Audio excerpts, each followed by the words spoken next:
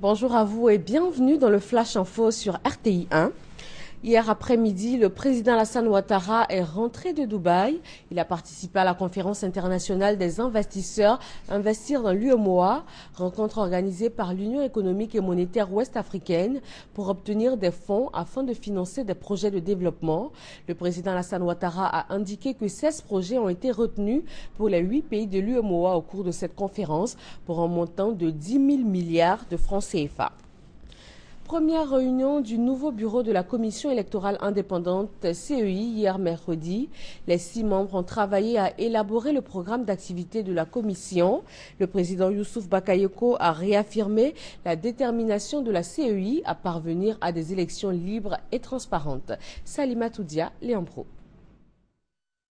Réunion du nouveau bureau de la CEI, la Commission électorale indépendante ce mercredi. Les 6 membres désignés une semaine plus tôt ont répondu à l'invitation du président Youssouf Bakayoko. Objectif, élaborer le programme des activités préparatoires des élections de 2015. Ajustement du cadre organisationnel et réglementaire de notre institution, passer à l'ajustement juridique devant régir les futurs scrutins, la révision de la liste électorale, pour y inclure notamment tous les ayants droit qui ne figurent pas encore et prendre en considération ceux dont la situation n'avait pas été claire en 2010. La mise en place d'un dispositif inclusif de prévention des conflits qui pourraient survenir lors des prochaines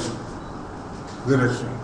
Ce premier conclave du bureau marque le démarrage des travaux de la CEI, travaux dont la finalité pour le président de l'organe reste des élections libres et transparentes. Je voudrais donner l'assurance à tous que la commission électorale s'emploiera à organiser ces futures élections selon les standards internationaux. Je veux saisir l'opportunité pour inviter les acteurs politiques de notre pays à œuvrer de concert avec la commission électorale, à l'appuyer, à la soutenir pour que nous arrivions à des élections apaisées.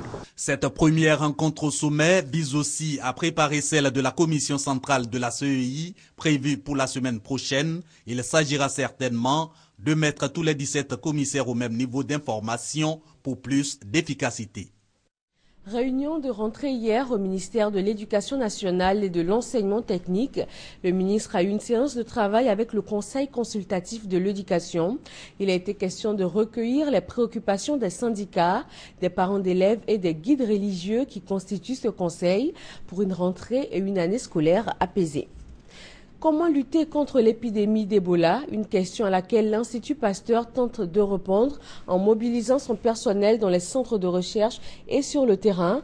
L'Institut a fait part de l'avancée de ses recherches avec 600 nouveaux malades chaque semaine. Cette épidémie d'Ebola que connaît aujourd'hui l'Afrique de l'Ouest est de loin l'épidémie la plus importante qu'ait connue le continent. 2288 morts à ce jour. Oscar Pistorius a-t-il tué sciemment sa petite amie en 2013? Après 6 mois de procès, la juge sud-africaine va rendre ses conclusions ce jeudi 11 septembre à Pretoria. Le verdict pourrait être annoncé au bout de quelques heures, voire 1 ou 2 jours. Ensuite, la sentence pourrait tomber 1 mois plus tard. 13 ans après les attentats du 11 septembre, le président américain Barack Obama s'est adressé à la nation. Il a annoncé que les États-Unis vont continuer à traquer les djihadistes de l'État islamique en Irak et aussi en Syrie, mais il ne se laissera pas entraîner dans une nouvelle guerre terrestre. En sport football, éliminatoire de la Coupe d'Afrique des Nations 2015, la Côte d'Ivoire a été battue hier par le Cameroun 4-1. L'Algérie l'a emporté face au Mali 1-0. La deuxième journée de la phase de groupe a souri aux équipes d'Algérie, du Burkina Faso, du Cameroun, du Congo et du Sénégal. Elles ont remporté une deuxième victoire de suite. Fin de ce point de l'actualité. D'autres informations sur les www.rti.ci et le journal à 13h sur RTI 1. Afrique.